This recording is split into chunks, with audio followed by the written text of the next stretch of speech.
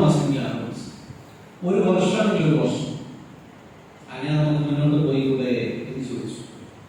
സ്വാഭാവികമായിട്ട് സ്കൂളിലൊക്കെ പഠിക്കുന്ന കാലത്ത് കുട്ടികളാവുന്ന എന്തെങ്കിലും ചോദിക്കുമ്പോൾ ഉത്തരം കിട്ടാത്ത നമ്മൾ മുകളിലേക്ക് നോക്കില്ല. ഇപ്പൊ നമ്മൾ പുറകിലേക്കാണ് നോക്കല്. എന്താ പറഞ്ഞത് അല്ലേ? നബി മുകളിലേക്ക് നോക്കി എന്താണ് ഇവരോട് മറുപടി പറയാൻ അറിയാതെ അപ്പോഴാണ് സൂറത്ത് കാഫിർ അവതരിച്ചത്. സത്യനിഷേധികളെ, നബിയെ പറയുക, സത്യനിഷേധികളെ, നിങ്ങൾ ആരാധിക്കുന്നവരെ ആരാധിക്കാൻ എനിക്ക് പറ്റില്ല. ഞാൻ ആരാധിക്കുന്ന പടച്ചവനെ ആരാധിക്കാൻ തയ്യാറാണ്. അത് നമ്മൾ അടിച്ചു പിരിയേണ്ട ആവശ്യമൊന്നുമില്ല, തെറ്റ് ജീവിക്കേണ്ട ആവശ്യമില്ല. ലക്കും ദീനക്കും വലിയ ദീൻ, നിങ്ങൾക്ക് നിങ്ങളുടെ മതം എങ്ങനെയാണ്. നിങ്ങൾക്ക് നിങ്ങളുടെ ദൈവങ്ങളെ ആരാധിക്കാൻ അമ്പലങ്ങൾ ഉണ്ടാക്കാം, ഞങ്ങൾ പള്ളി ഉണ്ടാക്കുമ്പോൾ പൊളിക്കാനും വരരുത്. നിങ്ങളെ പള്ളി പെരുന്നാൾ ഉത്സവങ്ങളൊക്കെ ഉഷാറായിട്ട് നടപ്പാക്കാം. പക്ഷെ ഞങ്ങൾ പെരുന്നാളും തിരുനാളൊക്കെ ആഘോഷമായ നിങ്ങൾ പടക്കരയൊന്നും വരരുത്. നിങ്ങളുടെ ദീൻ നിങ്ങൾക്ക് പ്രബോധനം ചെയ്യാൻ, ഞങ്ങളുടെ ദീൻ ഞങ്ങൾ പ്രബോധനം, നിങ്ങളുടെ വിശ്വാസാചാരാനുഷ്ഠാനപ്രകാരം നിങ്ങൾക്ക് ജീവിക്കാം. ഞങ്ങളുടെ വിശ്വാസാചാരാനുഷ്ഠാനപ്രകാരം നിങ്ങൾ ജീവിക്കും. നിങ്ങളുടെ ദീൻ നിങ്ങൾക്ക് പ്രബോധനം ചെയ്യാം, ഞങ്ങളുടെ ദീൻ ഞങ്ങൾ പ്രബോധനം ചെയ്യും. അപ്പൊ എന്താ ദീൻ എന്നല്ലേ? എല്ലാ മതങ്ങൾക്കും നിലനിൽക്കാനുള്ള സ്വാതന്ത്ര്യം നേടിക്കൊടുക്കാൻ വേണ്ടി നമ്മൾ എടുക്കുന്ന എല്ലാ പ്രയത്നങ്ങളും എന്താണ്? നിങ്ങൾ മതേതരത്വം എന്ന് പറയും. അപ്പൊ മതേതരത്വം എന്ന് പറയുന്ന ആശയം യഥാർത്ഥത്തിൽ ലോകത്തിന് പരിചയപ്പെടുത്തിയ ആരാണ്? മുഹമ്മദ് നബി സ്വല്ലല്ലാഹു അലൈഹി വസല്ലം. ആരാണ് നിങ്ങൾക്ക് പറഞ്ഞു കൊടുത്തത് മതേതരത്വം എന്ന ആശയം? അല്ലാഹു സുബ്ഹാനഹു വ തആല. എന്താണത്? എല്ലാവരും എല്ലാ മതത്തെ കുറിച്ച് അറിയട്ടെ, പഠിക്കട്ടെ, പ്രബോധനം ചെയ്യട്ടെ. അതിലെ നല്ല വശങ്ങൾ ആർക്കും അത് കേൾക്കാനും സ്വീകരിക്കാനുള്ള സ്വാതന്ത്ര്യം ഉണ്ടാവില്ല, അല്ലേ? അങ്ങനെയല്ലേ വേണ്ടി? അപ്പോ എന്താണ് അവിടെ ദീനിലേക്ക് ആലോചിച്ചു? ഇനി നമ്മൾ നേരെ മുകളിലേക്ക് പോയാൽ സ്വന്തം ആവൂലുണ്ട്, അല്ലേ? അപ്പൊ ദീനിനെ നിഷേധിച്ചവരെ നീ കണ്ടുവോ?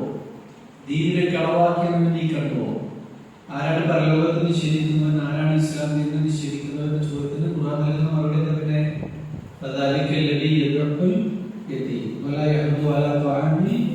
എന്താ അർത്ഥം? വീട്ടിലെ, കുടുംബത്തില്, നാട്ടിൽ, സമൂഹത്തിൽ, ജില്ലയിൽ, സ്റ്റേറ്റിൽ, രാജ്യത്ത്, ലോകത്ത് അനാഥത്വ വേട്ടയാടപ്പെടുന്ന അനാഥ മക്കൾക്ക് വേണ്ടി ശബ്ദിക്കാത്തവൻ, ദീൻ അറിയാത്തവൻ,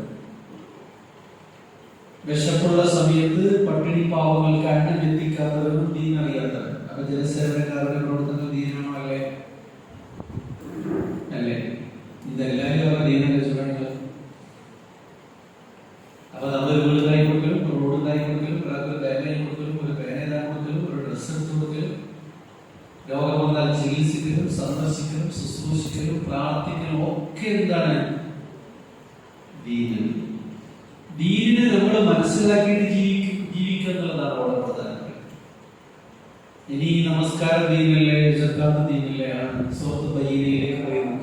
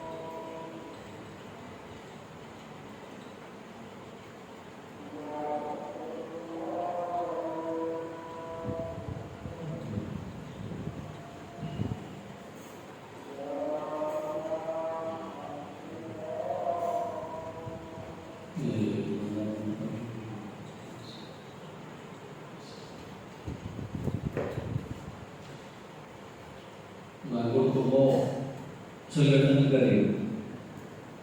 അല്ലാഹു അക്ബർ അല്ലാഹു അക്ബർ അശ്ഹദു അല്ലാ ഇലാഹ ഇല്ലല്ലാഹ് അശ്ഹദു അന്ന മുഹമ്മദൻ റസൂലുള്ളാഹി. അതെന്നെ പറയണം. പിന്നെ അതിന്റെ കൂടെ പറയണത് റദീതു ബില്ലാഹി റബ്ബൻ വബിൽ ഇസ്ലാമി ദീനൻ വബി മുഹമ്മദിൻ നബിയ്യൻ എന്ന് പറയും. എന്നിട്ട് ബാങ്ക് കൊടുത്ത് കഴിഞ്ഞിട്ട് നബിയുടെ സ്വലാത്ത് ചൊല്ലിയിട്ടാണ് അല്ലാഹു റബ്ബാഹി ദഅവത്തി തഅമ്മൽ പ്രാർത്ഥന ചൊല്ലേണ്ടത്. അല്ലാഹു സുബ്ഹാനഹു വ തആല ഇഷ്ടപ്പെട്ട അവന്റെ അടിമകൾക്ക് കൊടുക്കുന്ന സ്വർഗ്ഗത്തിലെ ഒരു പദവിയാണ് വസീല എന്ന് പറയുന്നത്. വസീല നബി പറഞ്ഞു, അത് എനിക്ക് കിട്ടാൻ വേണ്ടി നിങ്ങൾ പ്രാർത്ഥിക്കണം എന്നാണ്. സ്വഹാബത്ത് ചോദിച്ചു, വസീലയ്ക്ക് വേണ്ടി നിങ്ങൾ പ്രാർത്ഥിച്ചാൽ പകരം ഞങ്ങൾക്ക് എന്ത് കിട്ടും? നബി പറഞ്ഞു, എന്റെ ശുപാർശ നിങ്ങൾക്ക് എല്ലാ ഭാഗ്യനും എന്ത് ചെയ്യണം? പ്രാർത്ഥിക്കണം. അപ്പൊ നമുക്ക് കിട്ടും ഒന്നാം റസൂലിന്റെ ശുപാർശയ്ക്ക് സുഖത്തെ കഴിയും.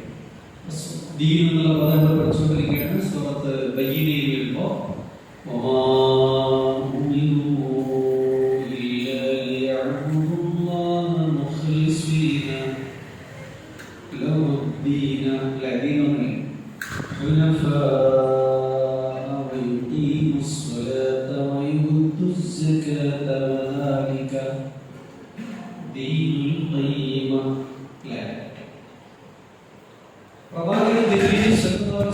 ജനങ്ങളോട് കൽപ്പിച്ചിട്ടല്ല, എന്ത് വേണ്ടിയിട്ടല്ലാതെ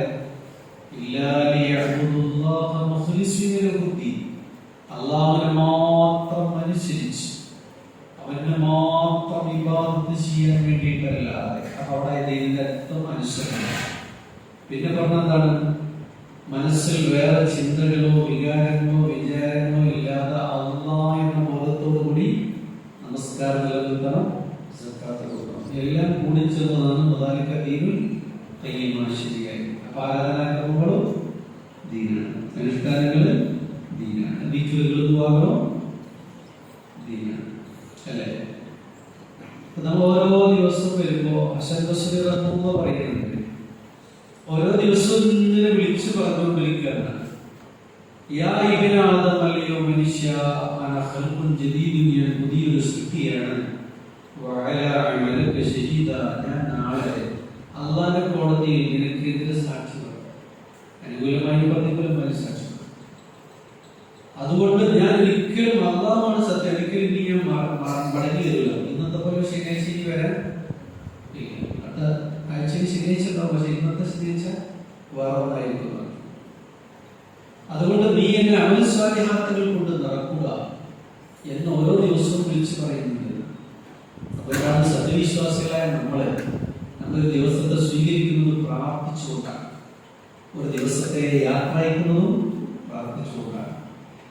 എന്താണ് രാവിലത്തെ പ്രാർത്ഥന? അല്ലാഹുമ്മ ബിക അസ്ബഹ്ന വബിക അംസൈന വബിക നഹിയ വബിക നമൂതു വഇലൈക നുശൂർ. അല്ലേ? അല്ലാഹുവേ, നിന്നെ കൊണ്ട് പ്രഭാതം ഉണ്ടായി, ഇനി നിന്നെ കൊണ്ട് പ്രദോഷം ഉണ്ടാകും, നിന്നെ കൊണ്ടാണ് ഞാൻ ജീവിക്കുന്നത്, നിന്നെ കൊണ്ട് തന്നെയാണ് ഞാൻ മരിക്കുന്നത്, നിന്നിലേക്കാണ് എനിക്ക് മടങ്ങി വരാനുള്ളത്. വൈകുന്നേരം നേരെ അല്ലാഹുമ്മ അംസൈന പിന്നെ അസ്ബഹ്ന, അങ്ങനെ തന്നെ പറയാം. ലാസ്റ്റ് വഇലൈകൽ മസീർ എന്ന് അർത്ഥം തന്നെ. അപ്പൊ രാവിലെ നേരത്തെ എഴുന്നേൽക്കുകയും, നേരത്തെ എഴുന്നേൽക്കുന്നതിൽ സുബഹി ബാങ്കിന് മുമ്പ് എഴുന്നേൽക്കുകയും തഹജ്ജുദൊക്കെ നമസ്കരിക്കുകയും ചെയ്യുന്ന ഒരാൾക്ക് എന്ത് കിട്ടും?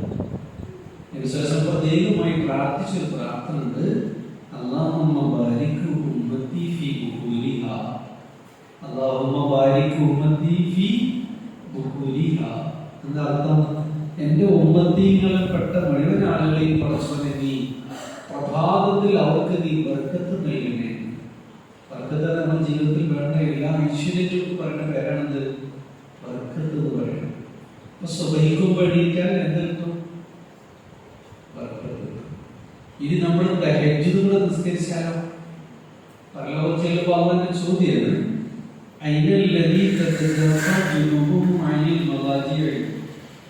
പാതിരാത്രി മുതപ്പ് മാറ്റി വിരിപ്പിൽ നിന്ന് എഴുന്നേറ്റ് ഒന്നുകൊടുത്ത് തഹജ്ജുദ് നമസ്കരിച്ചവരെവിടെ എന്ന് ചോദിക്കുമ്പോ അവർ എഴുന്നേറ്റ് നിൽക്കും മനുഷ്യർ.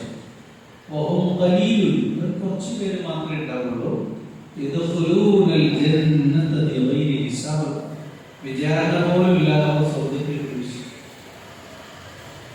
ഇപ്പൊ പ്രഭാതത്തിൽ അള്ളാന്റെ ബർക്കത്ത് കിട്ടുക സ്വർഗത്തിൽ കൊണ്ടുപോകുന്ന എന്തില്ലാതെ വിചാരണ.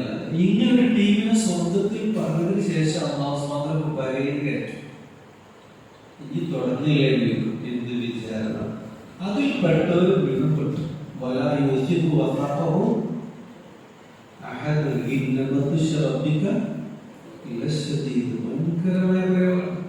ആ വിചാരണയിൽ ഞാൻ നിങ്ങളും പെട്ടോ പിന്നെ ഒരു രക്ഷയും നോക്കുന്നുണ്ടാവില്ല. അതുകൊണ്ട് എന്ത് ചെയ്യണം? സുബഹിക്കുമ്പ് എഴുന്നേറ്റ് തഹജ്ജുദ് ശീലം ഏതെങ്കിലും ഒരു ക്യാമ്പിന്റെ ഭാഗമായി ഉണ്ടാവുന്നതല്ല. നിത്യവും നിങ്ങൾ ശീലിക്കുന്നുവെങ്കിൽ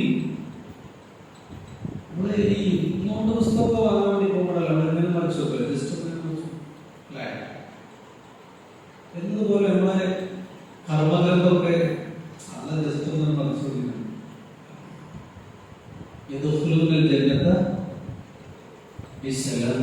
സമാധാനത്തോടുകൂടി സുഖത്തിൽ ഈ ഒരു പ്രായത്തിൽ തന്നെ നിങ്ങളത് മനസ്സിലാക്കി തേജോസ്കാരത്തിന്റെ ശീലാക്കിയ മരിക്കോളം അത് നിങ്ങൾ ഒരിക്കലും വിട്ട് കളയാതിരുന്നാൽ ഞാൻ നിങ്ങൾക്ക് ഓഫർ ചെയ്യും സ്വർഗത്തിൽ പോകട്ടെ. എന്റെ ധൈര്യം എന്താ വെച്ചാൽ മുഹമ്മദിന്റെ ഇളാപ്പയെന്ന് പറയല. റസൂലുള്ള വാഗ്ദാനം നൽകിയിരിക്കുന്നു അവർക്ക് ഞാൻ സ്വർഗം അല്ലാഹു സ്വർഗം കൊടുക്കുന്നു പറഞ്ഞു. അപ്പൊ ദീന് പഠിച്ചിങ്ങനെ വരുമ്പോ എന്താ തോന്നുന്നത്? നിത്യജീവിതത്തിൽ ഇങ്ങനെ പാലിക്കുമ്പോ ഒരു തഹജ്ജുദ് സ്വർഗീയ ഓരോ പ്രഭാതത്തെയും പ്രാർത്ഥന കൊണ്ട് സ്വീകരിക്കുമ്പോൾ ആ പ്രഭാതത്തെ നമ്മൾ സ്വീകരിച്ചതിന് പ്രതിഫലം നോക്കി. രാവിലെ എഴുന്നേൽക്കുന്ന മുമ്പത്തെ കാര്യങ്ങളുണ്ട്. രാത്രി ഉറങ്ങുന്നത് മുതൽ തുടങ്ങിയപ്പോൾ ഉറങ്ങുന്ന മുതൽ നമ്മുടെ ജീവിതം മൊത്തം എടുത്തു നോക്കിയാൽ പ്രാർത്ഥനയാൽ ബന്ധിതമാണ് എന്ന് പറയാൻ പറ്റും. ഏത് സമയത്താണ് പ്രാർത്ഥന ഇല്ലാത്തത്? സദസ്സാണ്. ഏതൊരു സദസ്സിൽ നിന്ന് പിരിയുമ്പോൾ പോലും പ്രാർത്ഥനയില്ലേ?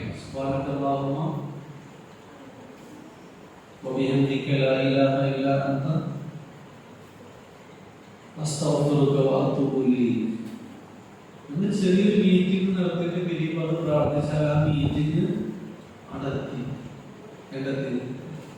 പക്ഷെ പ്രാർത്ഥന ഇല്ലെങ്കിലോ ഏത് കർമ്മം നമ്മൾ സ്വീകരിക്കണമെങ്കിൽ അള്ളാന്റെ പ്രീതിയും പ്രതിഫലവും ആഗ്രഹിച്ചുകൊണ്ട് ചെയ്യാവൂ. അങ്ങനെ പറഞ്ഞതായിരിക്കണം. ഒന്ന്, രണ്ട്, അള്ളാന്റെ പ്രീതിയും പ്രതിഫലം ആഗ്രഹിച്ച് ചെയ്യണം. മൂന്നാമത് അത് കഴിഞ്ഞാൽ ഇത് സ്വീകരിക്കണേ റബ്ബേ എന്ന് പ്രാർത്ഥിക്കുകയും. ഈ മൂന്ന് കാര്യങ്ങളില്ലേ ചെയ്ത കർമ്മങ്ങളൊക്കെ ഇങ്ങനെ ആകാശത്ത് പാറി കളിക്കുന്നുണ്ടാവും. എവിടെ എത്തിയിട്ടുണ്ടാവില്ല, വലിയ യൂണിയിൽ എത്തിയിട്ടുണ്ടാവില്ല. ആ കർമ്മ ഗ്രന്ഥങ്ങൾ രേഖപ്പെടുത്തി വെക്കുന്ന പുസ്തകമല്ല കിതാബും മർഹൂം അല്ലെ എഴുതപ്പെട്ട ഗ്രന്ഥം നമ്മൾ പറയാറുണ്ട്. നമ്പറാണ് കോടായിട്ട് ആ നമ്പറാണ് ക്ലിക്ക് ചെയ്ത് നമ്മൾ മൊത്തം കർമ്മഫലങ്ങൾ എവിടെ കാണും? പരലോകത്ത് കാണും. അല്ലാഹു സുബ്ഹാനഹു വ തആല പെട്ടെന്ന് വിചാരണ ചെയ്യുന്നവരാണ്. കേട്ടില്ലേ ഖുർആനിൽ? ഒരു പേപ്പറിന് റെഡിയാവുന്നത് മറ്റേ പേപ്പറിനോട് പാറി പേരുള്ള നൽകൽ അങ്ങനത്തെ പ്രശ്നമൊന്നും ഉണ്ടാവില്ല. പെട്ടെന്നായിരിക്കും വിശ്വാസികളാണ് നമുക്ക്. അപ്പൊ രാത്രി ഉറങ്ങുന്ന സമയത്തുള്ള പ്രാർത്ഥന എന്തെല്ലാം പ്രാർത്ഥനകൾ ഉറങ്ങുന്നുണ്ട്? ആദ്യം പിന്നെ ആയത്തുൽ കുർസി ഇല്ലേ? പിന്നെ കിട്ടുന്നെങ്കിൽ ആമറസുലോ, ഓക്കെ, പിന്നെ ഫാത്തിഹ അല്ലേ, പിന്നെ സുബ്ഹാനല്ലാഹ്, പിന്നെ ഫലഖ്, പിന്നെ ഓതിയിട്ട് കയ്യിൽ ഊതൽ. എന്നിട്ട് കൈ എന്താണ് ഇവിടെ വെക്കണം, ഇവിടെ വെക്കണം, ഇങ്ങനെ പരത്തി തല മൊത്തം. എന്നിട്ട് എന്താണ് ഇങ്ങനെ കാൽപാദം വരെ പോകും. പിന്നെ നമുക്ക് ഇവിടുന്ന് അല്ലേ കിട്ടുള്ളൂ. പിന്നെ ഇവിടെ മുതൽ ബാക്ക് പോകാം. അത് കഴിഞ്ഞിട്ട് കിടന്ന നമ്മൾ പ്രാർത്ഥന എന്താ? നമുക്കറിയാം, ബിസ്മിക റബ്ബി വദഅതു ജംബി വബിക റഫഅു ഇൻ അംസക്ത നഫ്സി ഫദനഹാ ഫഇൻ റസൽതഹാ ഫർഫദഹാ നിന്റെ നാമത്തിൽ എന്റെ ശരീരത്തെ ഞാൻ ഈ വീട്ടിൽ വെച്ചിരിക്കുന്നു കുറച്ചാണ്. എന്റെ ആത്മാവിൽ നീ പിടിച്ചു വെച്ചാൽ ഞാൻ സുഖമായിട്ട് പറഞ്ഞു. അപ്പൊ അതിനോട് കാര്യം കാണിക്കണം. ഇനി ആത്മാവിൽ നീ തന്നാൽ ഞാൻ തരപ്പെട്ട എനിക്ക് കൊടുക്കും. അപ്പോഴും എന്ത് ചെയ്യണം? നിന്റെ ആത്മാവിനോട് നീ കാര്യം കാണിക്കണം.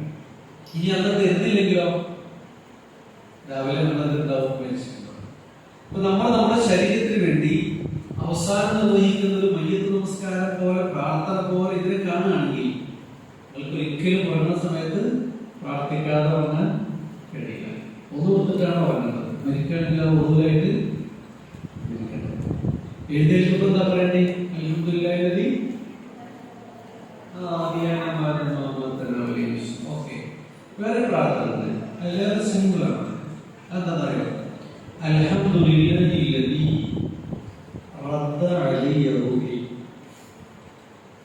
എന്റെ ജീവനെ എനിക്ക് മടക്കി തന്നവനെ നിനക്കാണ് സർവ സ്തുതി. പിന്നെ നമ്മൾ ബാത്റൂമിൽ കയറുകയാണ്. അതിന്റെ മുമ്പ് പ്രാർത്ഥന അല്ലാഹുമ്മ ഇന്നി അഊദു ബിക. എന്താ അർത്ഥം? ആൺപിശാച് അങ്ങനെ പിശാചില്ല. എവിടെ അർത്ഥം പഠിച്ചത്? എവിടെ ശാസ്ത്രം ആൺപിശാചിനെ പഠിപ്പിച്ചത്?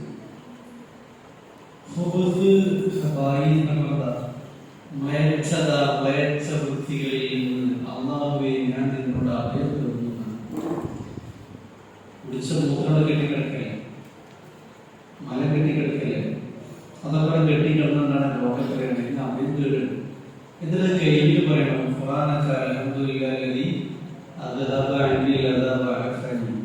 എല്ലാ മാലിന്യങ്ങളും നീക്കി സുഖം നൽകിയാറട്ടെ, നിനക്കാണ് സർവ ഇല്ലേ.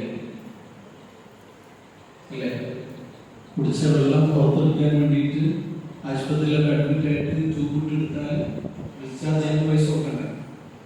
അല്ല ഞങ്ങൾക്ക് പൈസ ഉണ്ടാക്കാൻ കയറിനുള്ള പ്രാർത്ഥന ഇറങ്ങുമ്പോൾ അൽഹംദുലില്ലാഹി പറഞ്ഞാൽ വലിയ ഇരിക്കലാണ് ചെയ്തു. എത്ര സിമ്പിളാണ് കാര്യങ്ങൾ അല്ലേ? ഇത് കഴിഞ്ഞിട്ട് എന്ത് ചെയ്യാണ്? ഭക്ഷണം കഴിക്കണം. ഭക്ഷണം കഴിക്കുന്നത് പോലും നമ്മൾ മുസ്ലിങ്ങൾ അങ്ങനെയാണ് അല്ലേ? ഭക്ഷണം കഴിച്ചിട്ടുണ്ടെന്ന് പറയാം, തുടർന്നെന്ന് പറയും ബിസ്മില്ലാഹി റഹ്മാനിർ റഹീം പറയും. അഥവാ പറഞ്ഞാൽ ബിസ്മില്ലാഹി അവ്വലുഹു വആഖിറുഹു. ഒരാൾ പ്രവാചകൻ ചൊല്ലാൻ മറന്നാൽ ചൊല്ലേണ്ടത് ഇങ്ങനെയാണ്: ബിസ്മില്ലാഹി അവ്വലുഹു വആഖിറുഹു. ബിസ്മി അല്ലാത്തതിന് പിന്നെ ഒരാൾ നമ്മൾ ചെയ്യാൻ പാടില്ല, ചീത്ത കാരണം. ഒരു പണ്ഡിതണ്ടായിരുന്നു, അയാൾ ഇന്ന് ഉച്ചയ്ക്ക് ചോറ് തന്നെങ്കിൽ അയാൾക്ക് സാധുവായ ഒരു മനുഷ്യന് ചോറ് കൊടുക്കണം. നല്ല പാവപ്പെട്ട ഒരു ആളെ കിട്ടാൻ വേണ്ടി നടന്ന് ഒരു പാവപ്പെട്ട മനുഷ്യനെ കിട്ടി. അയാൾ 7 ദിവസം ഭക്ഷണം കഴിച്ചു. പണ്ഡിതൻ ഇയാളെ കൊണ്ടുവന്നു. ഇയാളെ മുന്നിലേക്ക് ചോറ് വളർന്നു കൊടുത്തോട് ഇയാളെ തിന്നാൻ തുടങ്ങി. അപ്പൊ പണ്ഡിതൻ ചോദിച്ചു, നിങ്ങൾ ബിസ്മില്ലല്ലേ ചോദിച്ചു. അയാള് പേടിച്ച് കുറച്ച് പറഞ്ഞില്ല. അപ്പൊ ശരിക്കും ഈ പണ്ഡിതൻ എന്താ പറയണ്ടേ? ബിസ്മില്ലാഹി അവ്വലുഹു വആഖിറുഹു പറഞ്ഞില്ലേ? പക്ഷെ ഇയാൾക്ക് പറയുന്നത് ചോറ് എന്തെങ്കിലും നേരെ ചോദ്യപാത്രം ഇയാൾ പിടിച്ച് വാങ്ങിയിട്ട് എണീറ്റ് പോകണം, ഞങ്ങൾക്ക് ഭക്ഷണം തരില്ല. അങ്ങനെ ഈ പണ്ഡിതന്റെ ഗേറ്റ് കടന്നു പോകുമ്പോൾ ഈ സാധുവായ മനുഷ്യൻ പടച്ചോട് പ്രാർത്ഥിക്കുകയാണ്: പടച്ചോനെ നീ എത്ര കാരുണ്യവാനാണ്. ലോകത്ത് എത്രമാനം മനുഷ്യന്മാരെ ബിസ്മില്ലാതെ ഭക്ഷണം കഴിക്കും, ഒന്നുകൊക്കെ ഭക്ഷണം കൊടുക്കാൻ നീ എത്ര കാരുണ്യവാനാണ്. നമ്മുടെ ദേഷ്യം കൊണ്ടും നമ്മുടെ വാശി കൊണ്ടും നമ്മുടെ അവധാനതയുടെ കമ്മി കൊണ്ടൊക്കെ എത്ര ബന്ധങ്ങളാണ് നമുക്ക് ഇല്ലാതായി കൊണ്ടാൽ വെച്ചു. അപ്പൊ ഭക്ഷണം കഴിക്കുമ്പോൾ ബിസ്മി എന്ന് കഴിഞ്ഞാൽ എന്താ ചൊല്ലേണ്ടി? അൽഹംദുലില്ലാഹി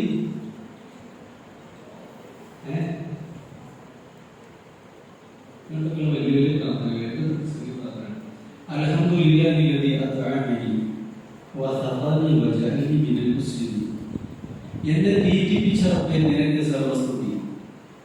ഇനി തിന്നു കഴിഞ്ഞ ഈ ഇതൊക്കെ ദഹിച്ചിട്ട് എനിക്ക് ആരോഗ്യം പോഷകങ്ങൾ തരുന്നത് ആരാ? നിനക്ക് സർവസ്തുതി. എന്നിട്ടെന്താണ് പറയുന്നത്? നിന്റെ നിയമനിർദ്ദേശങ്ങൾക്കനുസരിച്ച് ജീവിക്കുന്നവരും ജീവിക്കുന്നവരുമാക്കി അങ്ങ് മാറ്റി. അപ്പൊ എന്തിനാ ചായ കുടിക്കുന്നത്? മുസ്ലിമായ. എന്തിനാ ചോറുന്നത്?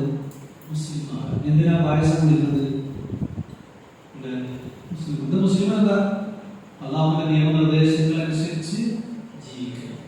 ഉമ്മ പറഞ്ഞത് കേൾക്കില്ല എന്നത് നിസ്കരിക്കൂല, അങ്ങനത്തെ ആളുകൾ പണ്ടത്തെ വലിയമാരെന്ന് പറഞ്ഞറിയാം. അവന് മറ്റ് ബലത്ത് കുത്തിയിട്ടാണ് അവനെ പോകുന്നത്. അങ്ങനെ തിന്നിനൊരു ബലമില്ല. അത് പറയുമ്പോഴാണ് ഈ ഹദീസ് പറയുന്നത്. ഓരോ ഹദീസും ഒന്നും ഒരു കിട്ടിയിട്ടില്ല, വർത്തമാനമല്ലാത്ത വർത്തമാനം. അതുകൊണ്ട് നമ്മുടെ പ്രാർത്ഥന വളരെ പ്രധാനപ്പെട്ട കാര്യമാണ്. അപ്പൊ നമ്മുടെ ജീവിതത്തിൽ ഇങ്ങനെ ഓരോ കാര്യങ്ങളും ഇസ്ലാമികമായ നിയമ നിർദ്ദേശങ്ങൾ പാലിച്ചുകൊണ്ടിരിക്കണം.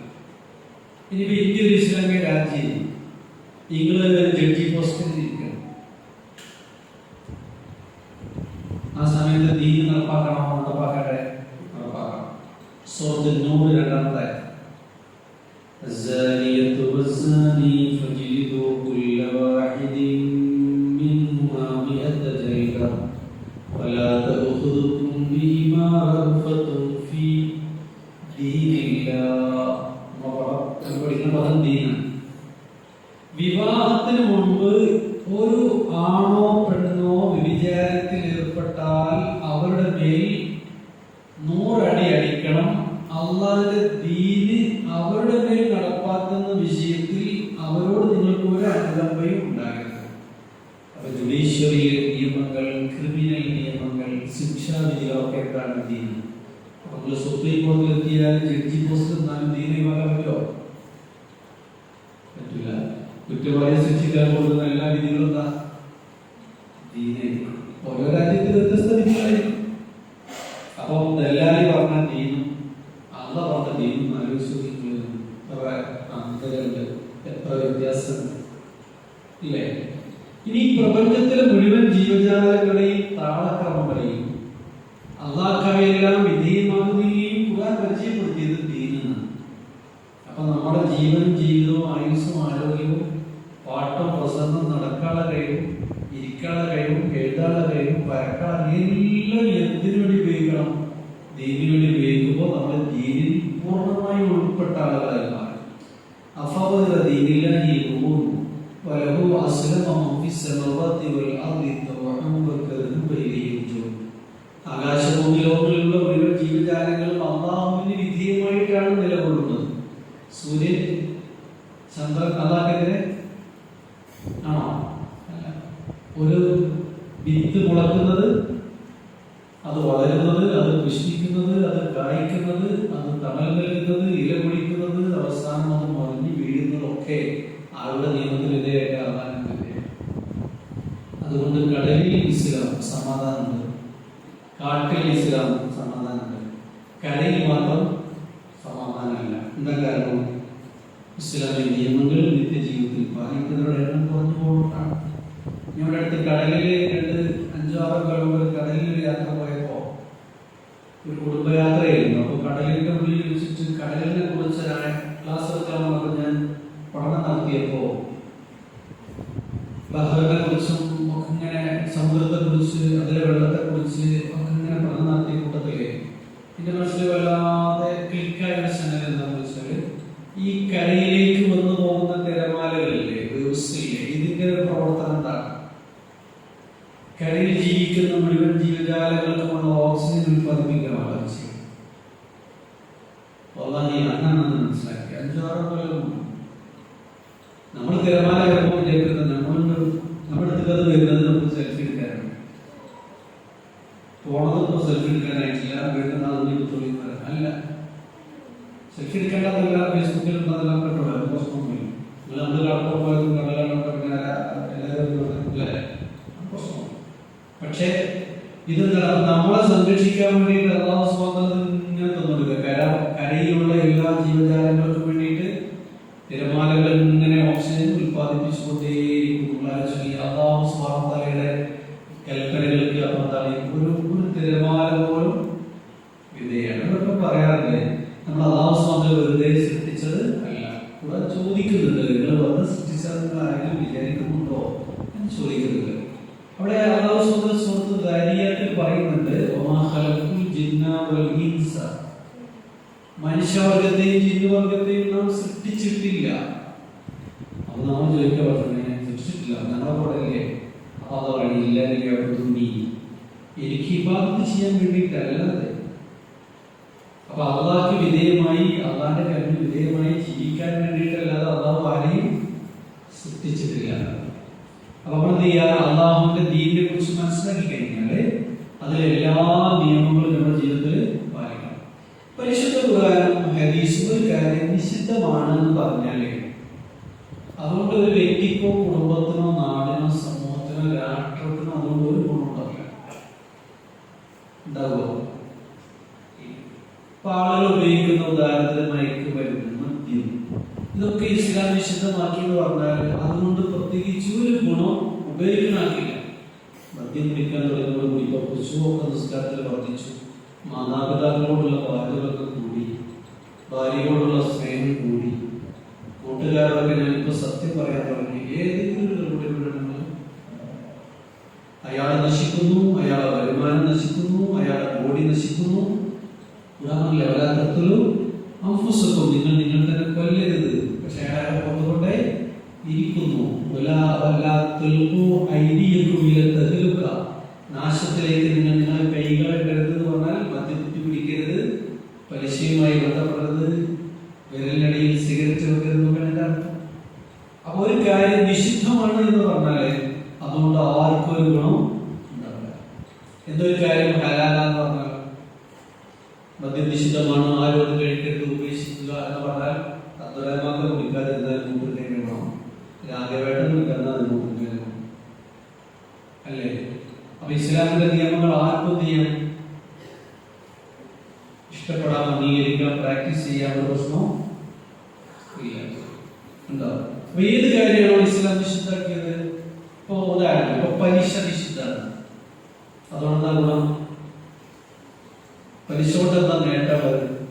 ഒരു നേട്ടമല്ല. അതുകൊണ്ടാണ് ഇസ്ലാം ചെയ്ത് പലിശ നിഷിദ്ധാക്കിയത്. 10 മീറ്റർ ഉയരമുള്ള തെങ്ങിൽ, നിങ്ങൾക്ക് മനസ്സിലായോ അല്ലെ? 10 മീറ്റർ ഉയരമുള്ള തെങ്ങിൽ ഒരാൾ ഒരു ദിവസം 2 മീറ്റർ കയറും എങ്കിൽ അയാൾക്ക് അതിന്റെ മുകളിൽ കയറി ഒരു ഇറങ്ങിയിട്ട് കുടിക്കാൻ എത്ര ദിവസം വേണ്ടി?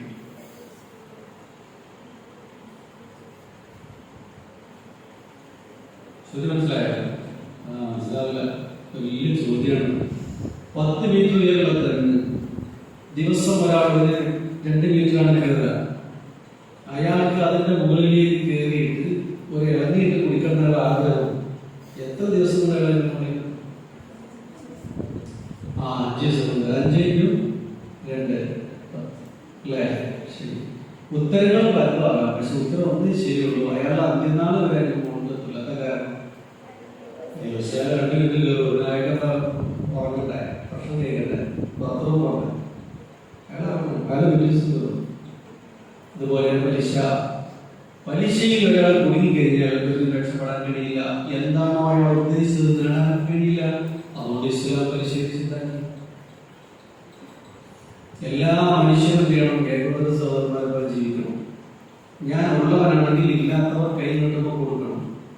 പക്ഷെ പലിശക്കാരെ സംബന്ധിച്ചിടത്തോളം തയ്യാറിയ കഷ്ടപ്പാടും പ്രയാസം വരുന്ന ഒരാൾ തന്നെ മുന്നിൽ കൈ നീട്ടി വരുമ്പോ 1000, 2000, 5000 കൊണ്ട് സഹായിക്കുന്നതിന് പകരം 5000 ഞാൻ തരാൻ പറ്റും, തിരിച്ചു ഇത്ര തരണം എന്ന് പറയുമ്പോ അയാളെ മനസ്സിൽ ഉദാഹരണത്ത് പറയാം, ദയാസ്നേഹം, കാരുണ്യം, അലിവ്, അനുകമ്പ ഇതെല്ലാം നഷ്ടപ്പെട്ട ഒരു തരം മനുഷ്യരായിട്ട് മനുഷ്യർ മാറാതിരിക്കാൻ അല്ലാഹു സുബ്ഹാനഹു വ തആല പലിശ നിഷിദ്ധാക്കി. ഗുണമില്ലാതുകൊണ്ട് ഇനി പലിശക്ക് പണം കൊടുക്കുന്ന ഒരാളെ കൂടുതൽ അയാൾ കൂടുതലുള്ളവനാകുകയും പാവപ്പെട്ടവൻ കൂടുതൽ പാപ്പരാവുകയും ചെയ്യും. അതുകൊണ്ട് മുതലാളിത്ത വർഗം, പാവപ്പെട്ട വർഗം, ഇങ്ങനെ 2 വർഗങ്ങൾ ഉണ്ടാകാൻ പാടുണ്ടാവും. അതുകൊണ്ട് ഇസ്ലാം പലിശ നിഷിദ്ധാക്കി. മനസ്സിലാവുന്നുണ്ടോ? ഇനി ഒരു രാജ്യത്തിന്റെ ഏറ്റവും വലിയ വിഭവം എന്നാൽ അവിടുത്തെ മനുഷ്യ വിഭവമാണ്. കടൽ കാര്യമൊന്നുമല്ല, അത് പിന്നുള്ളതാണ്. മനുഷ്യനാണ് ഒരു രാജ്യത്തിന്റെ കരുത്ത്. പണിയെടുക്കാത്ത സുഖലോലുപന്മാരെ സൃഷ്ടിക്കും പലിശ. എന്താ കാരണം? ഞാൻ അങ്ങനെ പലിശക്ക് 2 ലക്ഷം രൂപ വാങ്ങി, 50,000 വാങ്ങി, എന്റെ പലിശ കിട്ടുമ്പോൾ ഞാൻ അധ്വാനിക്കോ? അങ്ങനെ എന്നെ പോലെ 1 കോടി ആളുകൾ അങ്ങനെ ചെയ്താൽ, 2 കോടി ആളുകൾ ചെയ്താൽ, 50 കോടി ആളുകളായി മാറിയാൽ രാജ്യത്തിന്റെ, ലോകത്തിന്റെ ഏറ്റവും വിഭവശേഷിയാകുന്ന മനുഷ്യൻ പവറില്ലാത്തതായി മാറും. അതുകൊണ്ട് ഇസ്ലാം ചെയ്തതിന് നിഷിദ്ധാക്കില്ല. അപ്പൊ ഇസ്ലാം ഒരു കാര്യം നിഷിദ്ധമാക്കിയാൽ അതിന്റെ ലോജിക്കൽ വശങ്ങളെ കുറിച്ച് ചോദിക്കുമ്പോൾ ഇതൊക്കെ കടന്നു വരും. ഇപ്പൊ ഞാൻ വെറുതെ ചിന്തിച്ചിട്ട് കിട്ടിയ ഞാൻ പോയതാണ്. ഇനിയും അതുമായി ഇത് ചിന്തിക്കാൻ നിങ്ങൾ ഇത് കിട്ടിയ മതിയാവും. കൂടുതൽ ചിന്തിക്കുന്നത് ഞാൻ അടുത്ത ക്ലാസ്സിൽ ഞാൻ ഇപ്പോൾ പറയും 5 നൽകോ 6 7 പോയതായി പറയാനൊന്നും പറയും. അപ്പൊ ഇസ്ലാം നമ്മൾ നിത്യജീവിതമായിട്ട് ബന്ധപ്പെട്ട് പോകുമ്പോൾ ഇസ്ലാമിൽ ഒരു കാര്യം പാടില്ല പാടുണ്ട് എന്ന് പറയുമ്പോൾ അതിന്റെ ഗുണങ്ങൾ നമ്മൾ മനസ്സിലാക്കിയെടുക്കാൻ ഇസ്ലാം എന്ന് പറയുന്നത് സത്യത്തിന്റെ ഒരു വഴിയായതുകൊണ്ട് സഞ്ചരിക്കാൻ ഏറ്റവും നല്ലത് ഇസ്ലാമിന്റെ വഴിയാണ്. കാരണം നിലക്കാരൊക്കെ ഓർമ്മ ഈ വഴി മുസ്ലിമായി ജീവിക്കാൻ ഒരാൾ തീരുമാനിച്ച സംഘം വളരെ കുറച്ചേ എല്ലാ കാലത്തും ഉണ്ടാവുള്ളൂ. അതുകൊണ്ട് തന്നെ ഈ യാത്ര സംഘത്തിന് സഞ്ചരിക്കാനുള്ള വഴി വളരെ വിശാലായിരിക്കും. തിരക്ക് നല്ല കുറവായി ആക്കം പോലെ പോയാൽ അള്ളാഹ് പറഞ്ഞത് കേട്ട് നബി പറഞ്ഞത് കേട്ട് സാവകാശം പോയാൽ അതാണ് ഈ എല്ലാവർക്കും ഭൂമിയിൽ വിനയത്തോട് നടക്കുന്നത്. അതുപോലെ അവധാനതയോടുകൂടി ഹാർഡ് വർക്ക് ചെയ്യാതെ എല്ലാം സ്മാർട്ട് വർക്ക് ചെയ്തത്. സ്മാർട്ട് വർക്കും ഹാർഡ് വർക്കും വ്യത്യാസം. ഹാർഡ് വർക്ക് കൊടുക്കപ്പെട്ട വായനയിലാണ് ഒരു ശ്രദ്ധ ചായ കുടിക്കാൻ മറക്കും, ഉറക്കം മറക്കും, എല്ലാം മറക്കും. സ്മാർട്ട് വർക്ക് എന്നാൽ ബുദ്ധിയും ബോധവും ചിന്തയും സമയമൊക്കെ വെച്ച് കൃത്യമായി ടൈം ടേബിൾ വെച്ച് ഉറങ്ങേണ്ട സമയത്ത് ഉറങ്ങി, കുടിക്കേണ്ടത്ര വെള്ളം കുടിച്ച്, വായിക്കേണ്ടത്ര അളവിൽ വായിച്ച്, എഴുതി വെക്കേണ്ട പോയിന്റുകൾ എഴുതി വെച്ചിട്ടാണ് സ്മാർട്ട് വർക്ക്. അതിലൂടെ ജയിക്കാൻ പറ്റുള്ളൂ. അതിനാണ് ഇസ്ലാം പ്രോത്സാഹിപ്പിച്ചിട്ടുള്ളൂ. അതുകൊണ്ടാണ് സ്മാർട്ട് വർക്ക്. അല്ലാതെ ഭൂമിയിൽ നിങ്ങൾ വിനയത്തോടുകൂടി സാവകാശം അല്ല ജലത്തുമിന് ശീത്രാൻ ധൃതി പൈശാചികമാണ്. ഒരിക്കലും ധൃതി കൂട്ടേണ്ടതാണ്. ആകാശഭൂമിയിലോളം വരെ സൃഷ്ടിക്കാൻ എത്ര ദിവസം എടുത്തുന്ന പറഞ്ഞ 6 ദിവസം എടുത്തുന്നു. കുൻ എന്ന് പറഞ്ഞാൽ ഉണ്ടാവുക, എന്നാ പറഞ്ഞാൽ ഫയക്കൂൻ, അപ്പൊ തന്നെ ഉണ്ടാവില്ലേ? അങ്ങനത്തെ പഠിച്ചതല്ല. ഈ ആകാശഭൂമിയിലോളം സൃഷ്ടിക്കാൻ 6 ദിവസം എടുത്തു എന്ന് പറഞ്ഞാൽ നമ്മുടെ കാര്യം നേടിയിട്ട് എത്ര വെയിറ്റ് ചെയ്യണം? പല്ലിയല്ലേ പല്ലി വലിയ തടിയൊന്നും ഉണ്ടാവില്ല അല്ലെ? പല്ലികളല്ലേ. പക്ഷെ പല്ലി ഇര പിടിക്കുന്ന രസമാണ്. ഇര വരുന്ന സമയത്ത് പതുങ്ങിയാണ് വെയിറ്റ്. ഞാൻ ചിലപ്പോൾ നിരീക്ഷിക്കാറുണ്ട്. ചിലപ്പോൾ 31-32 മിനിറ്റ് ഒക്കെ അവിടെ മസിൽ പിടിച്ച് ശ്വാസം അടക്കി ഇര അടുത്തേക്ക് വരുന്നത് വരെ വെയിറ്റ് ചെയ്യും.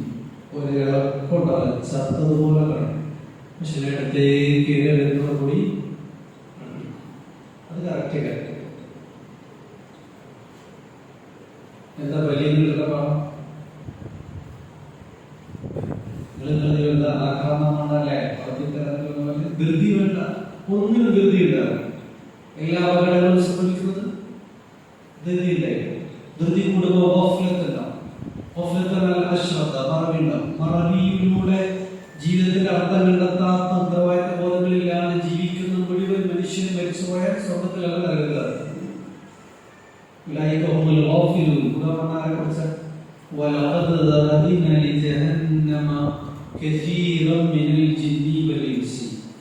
മനുഷ്യവർഗത്തിൽ നിന്നും ജിന്നുവർഗത്തിൽ നിന്നും ധാരാളം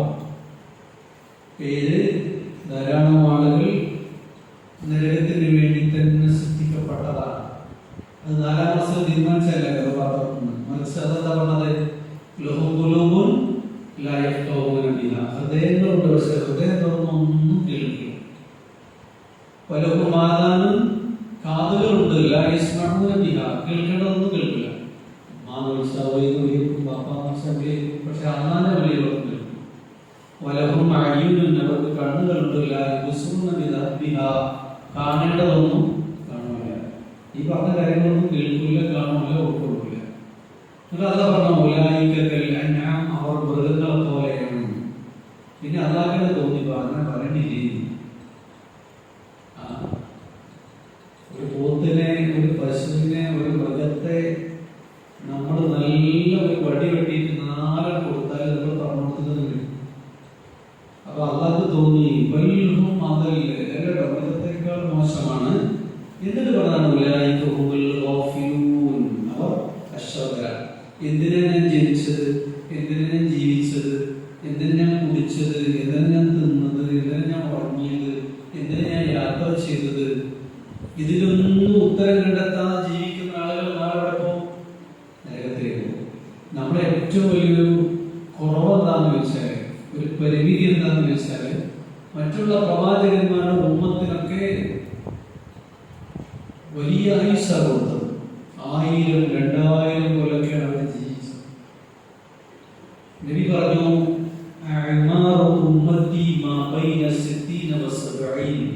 എന്റെ ഉമ്മത്തിന്റെ ആയുസ് 60-70 70 വയസ്സൊക്കെ സുബാന പോയതല്ലോ ബോണസ്. അപ്പൊ 70-ന്റെ ഉള്ളിൽ നമ്മൾ മരിച്ചു പോയിരിക്കുന്ന ചിലപ്പോ അതൊന്നും തിരിച്ചു. ഇതിന്റെ ഇടയിൽ വേണം നമ്മൾ ഈ പറഞ്ഞ എല്ലാ കർമ്മങ്ങളും ചെയ്ത് നമുക്ക് എങ്ങനെ പോകാൻ സ്വർഗത്തിൽ.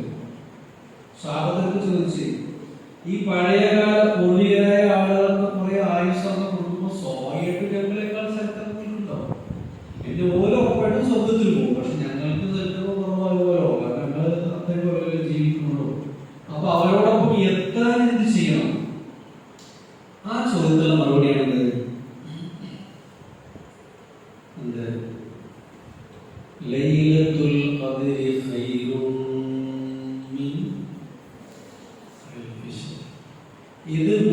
ഇത് മുഹമ്മദിയുടെ ഉമ്മത്തിന് മാത്രം തോഫ. ആ അവസാനത്തെ 10 പരമാവധി ഉപയോഗപ്പെടുത്തിയ പകൽ പോട്ടെ നമ്മൾ സ്കൂളിലേക്ക്, രാത്രി നിങ്ങൾ ഉപയോഗപ്പെടുത്തിയ നോമ്പുറക്കുമ്പോൾ പോട്ടെ, തറാവീന് ശേഷം പള്ളിയിൽ നിന്ന് കൂടിയാൽ, ഇബാദത്തിൽ നിങ്ങൾ മുഴുകിയാൽ, ആദരവിന്റെയും നൂഹിന്റെയും കാലത്തെ ജനത ആയിരക്കണക്കിന് കൊല്ലം സമ്പാദിച്ച അത്രയും ഒരൊറ്റ രാവ് കൊണ്ട് നമുക്ക് സമ്പാദിക്കാൻ കഴിയും. സുബ്ഹാനല്ലാഹ്, അൽഹംദുലില്ലാഹ്. എത്ര വലിയ അനുഗ്രഹം ലഭിച്ച ഉമ്മത്താണ് റസൂലുള്ളാഹിയുടെ ഉമ്മത്താൽ നമ്മൾ ആലോചിച്ച് നോക്കി. പിന്നെ നമ്മൾ ജീവിക്കുമ്പോൾ സ്വാഭാവികമായിട്ടുള്ള ആദ്യത്തെ പേരക്കുട്ടികളാണ് മുടിയൊക്കെ വെട്ടുമ്പോൾ ഒരുപോലൊക്കെ ഉണ്ടാവും അല്ലേ? പോലീസ് കെട്ടുന്നൊക്കെ പറയും. മുടി നീട്ടി വളർത്തുന്ന ഇസ്ലാം ഇതിലൊന്നുമല്ല. നബിയുടെ മുടി മുതുക് വരെ ഉണ്ടായിരുന്നു. നബി എപ്പോഴും ഒരു ചെറുപ്പവും കണ്ണാടിയും കൊണ്ടുപോകുകയായിരുന്നു. അവന് ബസ്, വണ്ടി, സ്കൂളിന്റെ സൈഡിൽ കുറെ വാഹനങ്ങൾ, ബൈക്കൊക്കെ നിർത്തിയിട്ടുണ്ട്. നമ്മൾ കണ്ണാടി കൊണ്ടേണ്ട ആവശ്യമില്ല, ചെറുത്തോട്ട് പോകും. മുടിയുള്ളതൊക്കെ അനുസരിച്ച് വാർന്ന് ഒതുക്കി ക്ലിയർ ആക്കിയോ. എന്റെ പേരക്കുട്ടി മരുവനോട് പറഞ്ഞോ, മുടിയിട്ടാൻ കോട്ടയാണോ ബാബാന്റെ കാര്യങ്ങൾ വെട്ടുന്നത്. ബാബാൻ ഞാൻ ഇങ്ങനെ വെട്ടിയതാണ്. അപ്പൊ മുടി നമുക്ക് വളർത്താം, ഉള്ളത് വൃത്തിയിൽ കൊണ്ടതാണ്. അത് നെയ്മർ അങ്ങനെ ആയതുകൊണ്ട് ഞാനും ഇങ്ങനെ, മെസ്സി അങ്ങനെ ആയതുകൊണ്ട് ഞാൻ അവർക്കത്ത് നമ്മളെ കാര്യങ്ങൾ നമ്മൾ തീരുമാനിക്കും. വലാക്കിൻ വത്തിനും അഫ്സറും. നമ്മൾ നമ്മുടേതായ ഒരു ഡിഗ്നിറ്റി, ഒരു പേഴ്സണാലിറ്റി നമുക്കുണ്ടാകും. കൊടിഞ്ഞിയിൽ ഇന്നും നമുക്ക് 9 വർഷം കൊടിഞ്ഞി പള്ളിയിൽ. അപ്പൊ നേരത്തെ വയസ്സന്മാര് പറയും, ഒരു കുട്ടികളോ നേരത്തെ വന്ന് സുഹൃത്ത് കേൾക്ക് മാത്രമല്ല കുറെ നേരം ഒരു പുരുഷന് മുടി പറയുന്നു. അവസാനം റബ്ബറിന് ബാക്കിലേക്ക് അവനോട് എപ്പോഴും പറയും, നിങ്ങൾ ഇതിനെതിരെ കുത്തു വളർത്തുന്നതിനെ കുത്തു. ഞാൻ എങ്ങനെ പറയുന്നത് പറയാം, ഹദീസിലുള്ളതാണ് മുടി വളർത്താൻ. അപ്പൊ ഒരു ദിവസം ഞാൻ അവനോട് ചോദിച്ചു, അവന് പേരെ പറയില്ല, നീ എന്താണ് ഞാൻ മുടി വളർത്തുന്ന ഒരു ലക്ഷ്യം ഉണ്ടാവണം? വെട്ടാതെ നമ്മോ പറഞ്ഞത്, കോട്ടയത്ത് എനിക്ക് കൂട്ടുകാരനുണ്ട്. ആ കൂട്ടുകാരന്റെ ഉമ്മ ക്യാൻസർ രോഗിയാണ്. അപ്പൊ ഞാൻ മുടി വളർത്തിയിട്ട് അവസാനം ആർക്ക് കൊടുക്കും? അവർക്ക് കൊടുക്കും. അതിന് വേണ്ടിയിട്ടാണ്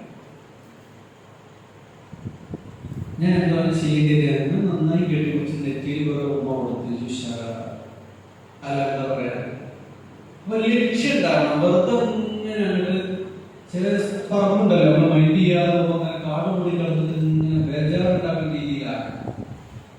നിസ്കാരം അല്ലാഹു സുബ്ഹാനഹു സ്വീകരിക്കണമെങ്കിൽ 8 അവയവങ്ങൾ നിലത്ത് ശരിക്കും പതിയണം.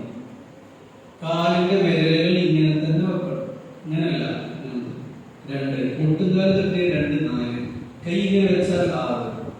പിന്നെ തട്ടുന്നത് നെറ്റിയാണ്. ആ നെറ്റി തട്ടുമ്പോൾ നമ്മൾ കൈ ഇങ്ങനെ